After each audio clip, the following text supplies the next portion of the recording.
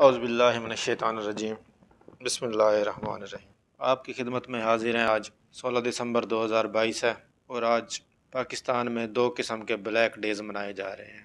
ایک تو 16 دسمبر 1971 کو جب پاکستان دو لخت ہوا، بنگلہ دیش بنا، اس حوالے سے۔ دوسرا جب آرمی پبلک سکول میں بچوں پر گولیاں چلائی گئی، جس کا دکھ آج بھی ہم پاکستانی اپنے سینوں میں محسوس کرتے ہیں۔ معصوم بچوں کو قتل عام کیا گیا، جس کی جتنی بھی مذمت کی جائے کم ہے، لیکن سفاک درندوں نے بے رحمی سے ہمارے بچوں کو قتل کیا، جو کہ قابل مذمت ہے، اور الفاظ ہی نہیں ہیں جس سے اس واقعے کی مذمت کی جائے۔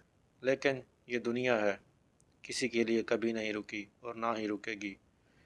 کوئی آتا ہے، کوئی جاتا ہے، لیکن یہ دنیا کا سلسلہ چلتا رہتا ہے۔ اسی طرح ہم بھی ایسے کئی واقعات لے کر بطور قوم آگے بڑھ چکے ہیں اور ایسے دکھ کئی سالوں سے سہ رہے ہیں۔ 17 سالوں سے ہم خودکش دھماکوں کی زد میں ہیں۔ کچھ عرصہ پہلے سکون ہوا، جس کے بعد دہشت گردی کم ہوئی، لیکن اب پھر سے دہشت گردی میں اضافہ ہو رہا ہے۔ اللہ کرے گا تو یہ دہشت گردی جلد ختم ہو جائے گی اور ہمارے ملک میں سکون ہوگا۔ اسی طرح آج ہم ایک سورہ کاف کے حوالے سے واقعہ بیان کرتے ہیں، کیونکہ جمعہ بھی ہے اور آج ایک دکھ کی گھڑی بھی ہے، تو ہم کچھ اسلامک ویڈیو بناتے ہیں۔ سورہ کاف ایک ایسی صورت ہے جس کو ہم صرف اور صرف غار والوں کا قصہ سمجھتے ہیں۔ اس صورت کو صرف غار کا قصہ سمجھتے ہیں، مگر اصل مدعا جو اس میں بیان کیا گیا ہے وہ کبھی ہمیں نظر ہی نہیں آیا۔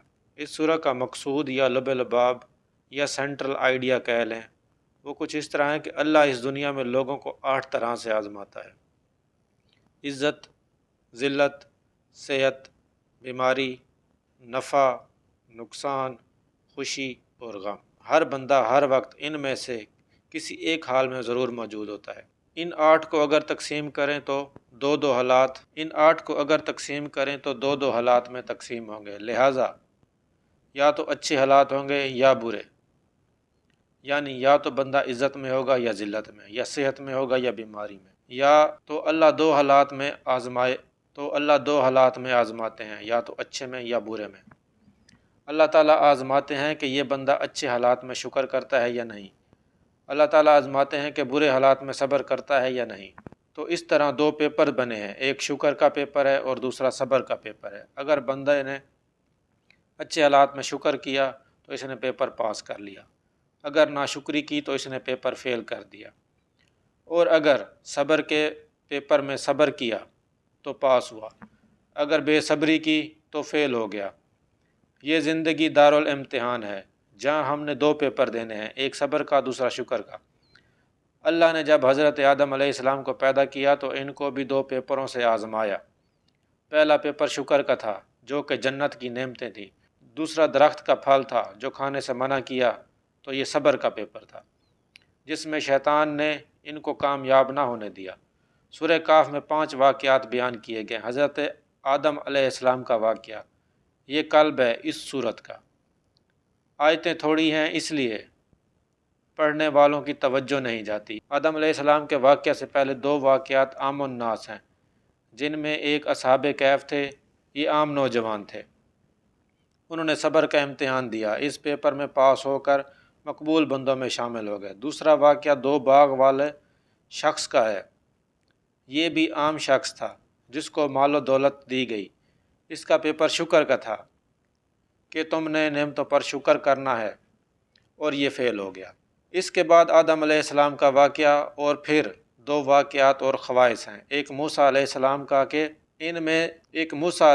کا کہ ان سے بھی صبر کا پیپر لیا گیا، اور سکندر ذوالقرنین کا شکر کا پیپر تھا، اور انہوں نے غرور و تکبر نہیں کیا، شکر کا پیپر پاس کیا۔ اس طرح اللہ اولاد آدم سے بھی صبر اور شکر کے پیپر لیتے ہیں۔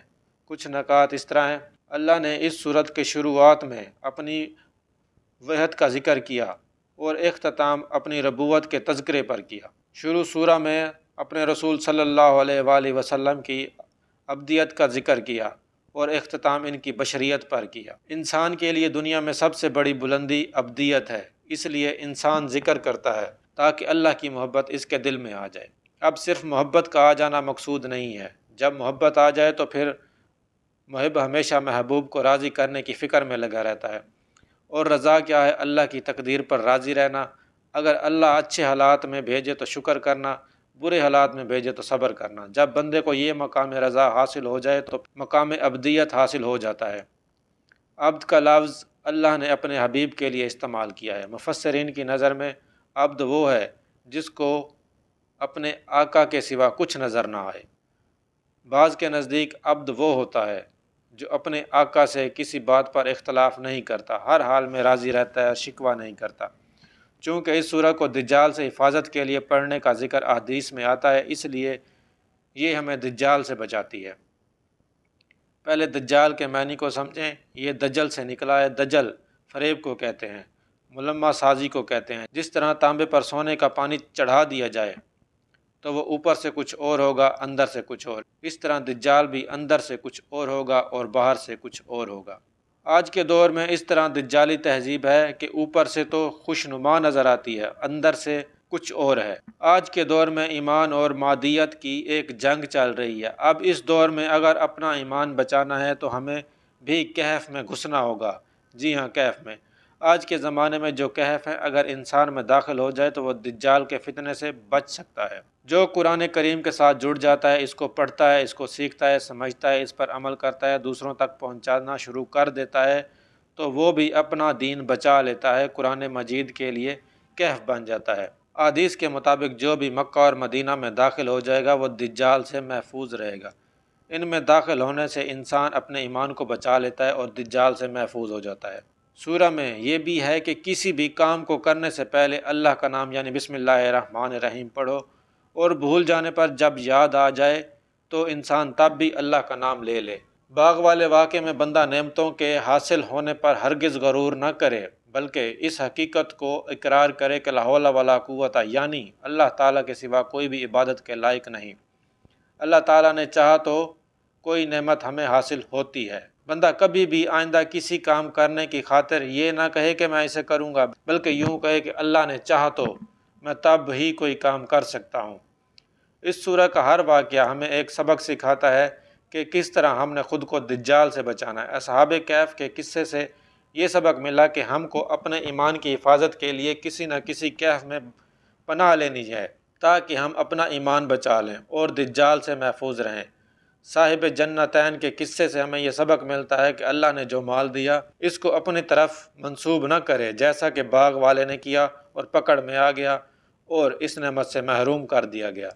حضرت آدم علیہ السلام کے واقعے سے یہ سبق ملتا ہے کہ یہ دنیا ہمارے لیے دار اقامت ہے۔ جیسا کہ اس سورہ کے حوالے سے ہم نے کچھ باتیں پڑھیں، اگر ہم اپنا APS والا واقعہ بھی اس سورہ کی تناظر میں دیکھیں تو ہمیں محسوس ہوتا ہے کہ یہ بھی اللہ تعالیٰ کا امتحان تھا ان والدین پر جن کے بچوں کو شہید کیا گیا، اور جنہوں نے اس پر صبر کیا اور کچھ لوگوں نے شکر کیا تو وہ یقیناً اس سورہ کے مطابق بڑے رتبے والے ہیں۔ امید ہے آپ کو ویڈیو پسند آئی ہوگی۔ والسلام، ملتے ہیں اگلی ویڈیو۔